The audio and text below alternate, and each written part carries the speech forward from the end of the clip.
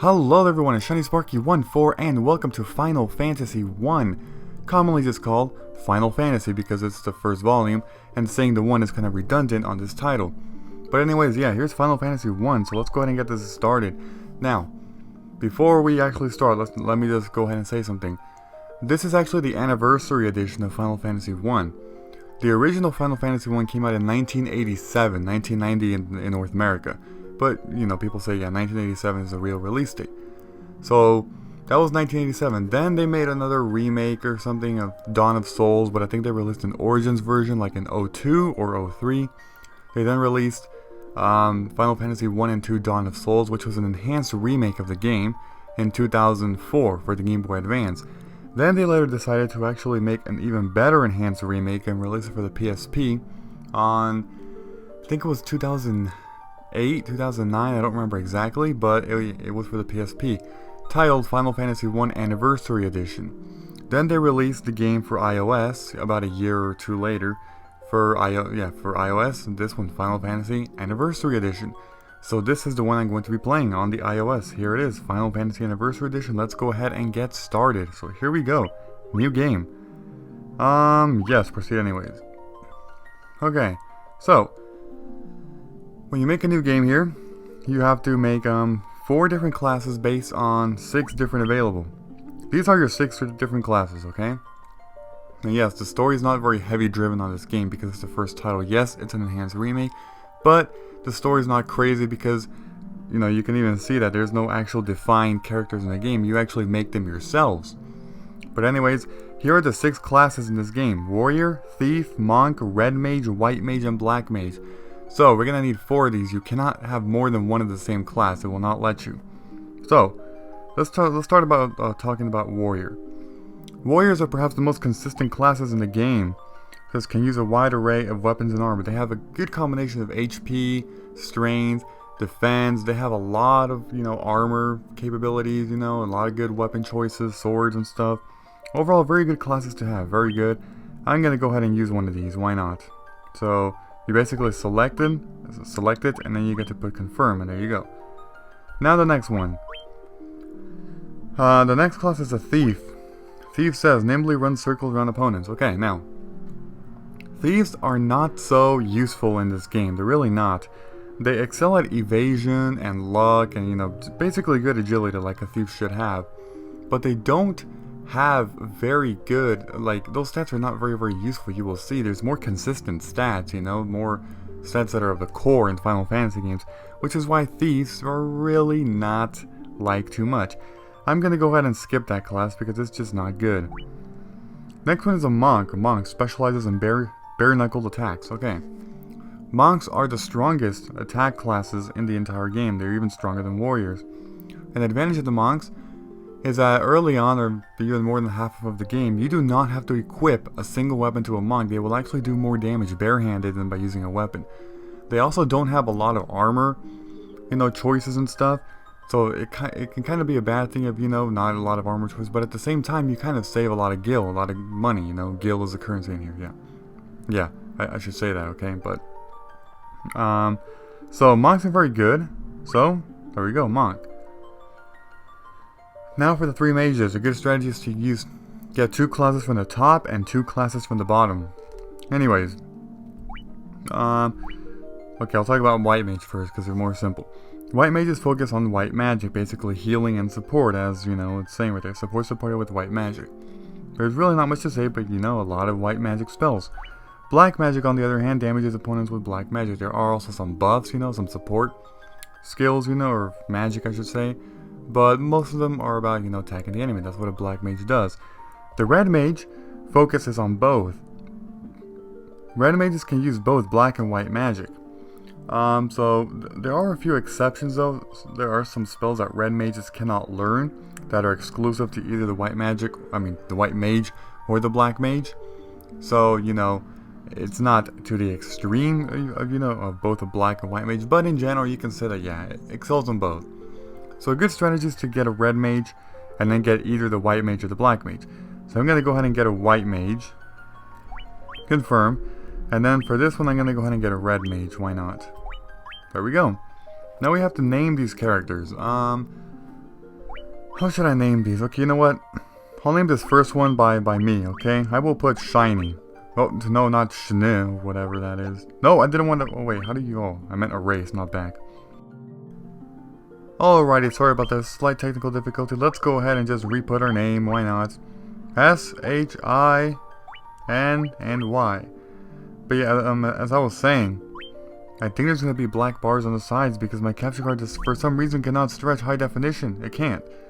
Yeah, only standard definition. That's very weird. And I'm using the Elgato too. I just haven't been able to figure it out like that. Anyways, Among, how should I call it? I'm going to call you... You know what? I'm going to call you by a very common name. John. There you go. Your name is John. What's a good name for you? White Mage. L... You know what? I'm gonna call you... Oh, wait. Elysia. How about that? I don't know how I'm coming up with these names, guys. I seriously don't. This is probably the only Final Fantasy game where you can name all of your characters, like seriously, but yeah. What about you? You know what? Why? Oh, wait, okay. A dumb name, or an odd name.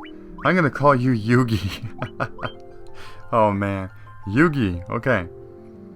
Shiny, John, Elysia, and Yugi. Yeah, let's do it. Begin game with this party. Yes. Cutscene time. Or semi-cutscene, I guess. I don't know. The world lies shrouded in darkness.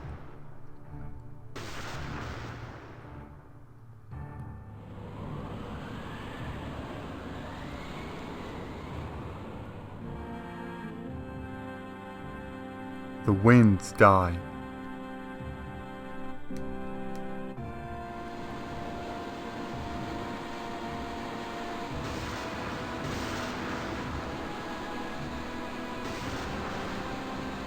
The seas rage.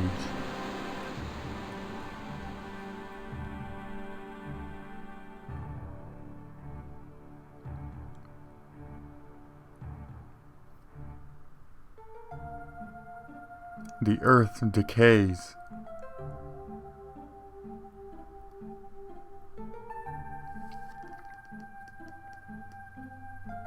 But the people believe in the prophecy, patiently awaiting its fulfillment.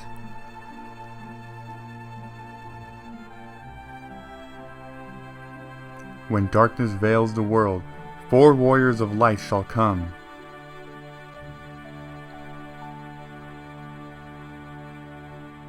After a long journey, 4 young travelers did at last appear.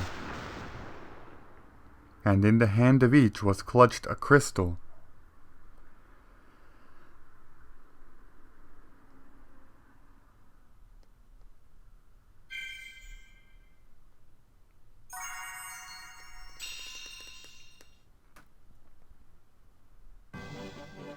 And out of nowhere, we are right here. Can you believe that? That's pretty crazy, yeah.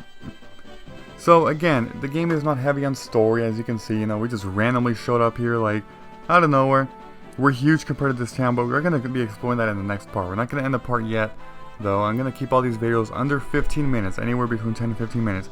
But yeah, basically you use the, the 4, directions to move, similar to the World of Magic. If you're watching this and you've been playing the World of Magic, watching World of Magic videos on my channel, then yeah, it's the same way you move.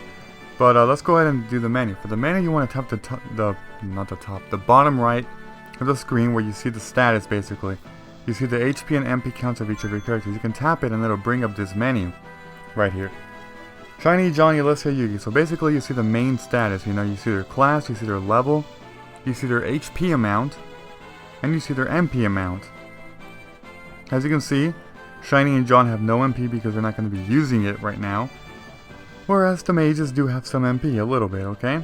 Yeah.